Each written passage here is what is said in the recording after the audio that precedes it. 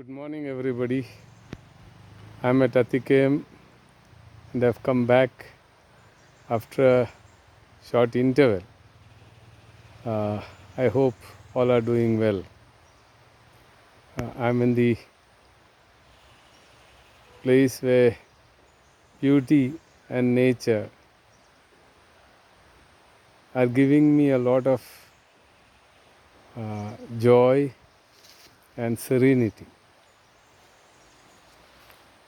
I've been wondering in the last few days about a passage in the Epistle of Paul to the Philippians, chapter 2.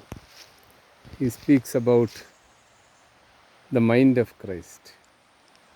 He tells the Philippians, have this mind among you that was in Jesus Christ. What was the mind of Jesus?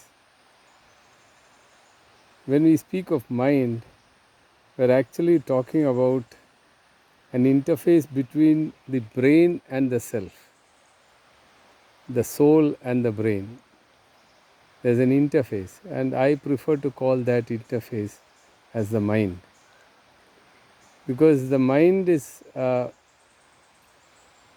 a physical fact, it is an abstract, and an abstract thought that can only be understood in the abstractness of a situation, that the brain is the prime organ that makes the mind to function. So what is the mind of Jesus?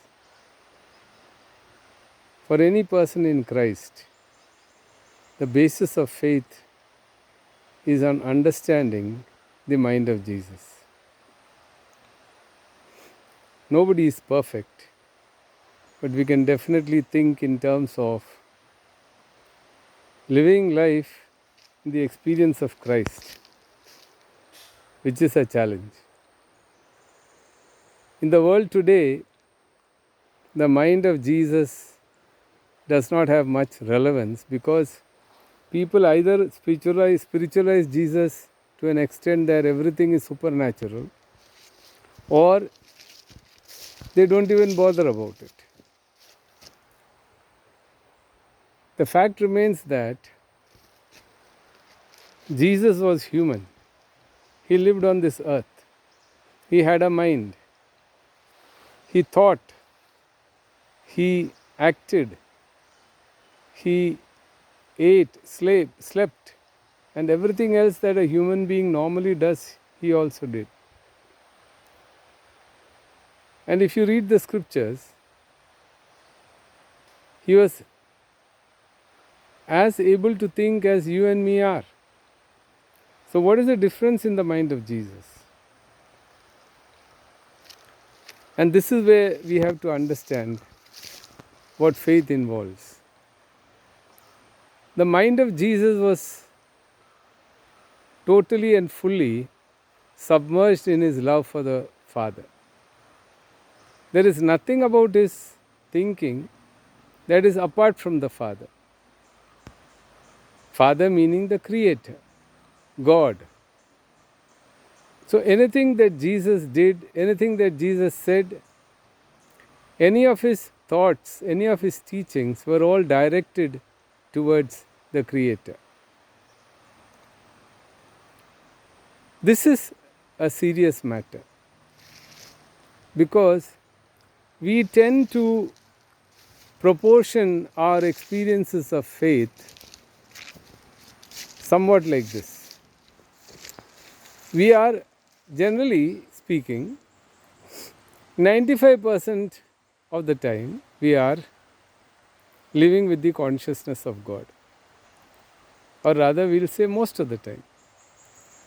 But we keep back a small percentage for ourselves in which God is not there. And that small percentage, maybe 5%, maybe 1%, whatever percentage that we hold back, is the most important part of our experience in faith life. we keep back that 5% or 1% or whatever, and the rest of it we give to God. But the sorry part is that it is the significant 5% that we hold back,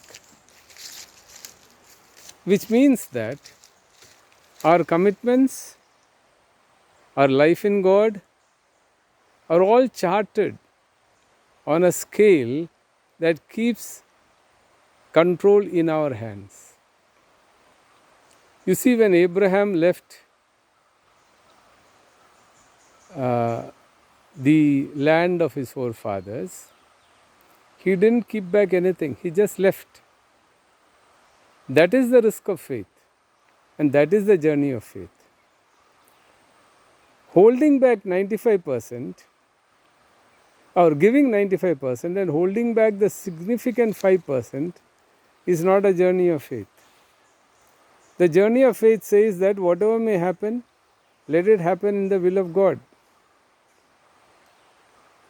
And that is the final test for Jesus came when in the Garden of Gethsemane he has the dilemma. Father, let your will be done. Not my will, but your will. So in living the faith experience, we have to be very conscious. Whatever may be the final outcome, loss as the world sees it, success as the world sees it, that is not the issue.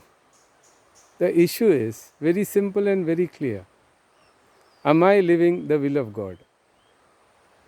And most of us dilute it to the extent that we can meet our selfish needs at the cost of the will of God and then call it spirituality. A lot of powerful nations, including Western nations which profess to be people in Christ, have this attitude. Unfortunately, we are not living the will of God. To live the will of God is to consider every iota of our person as wanting to do the will of God and doing the will of God and working in tandem with the experience of God. That was the mind of Christ. His whole being was submerged in the experience of his Father. This is what we are called to be. May God bless us all. Thank you so much.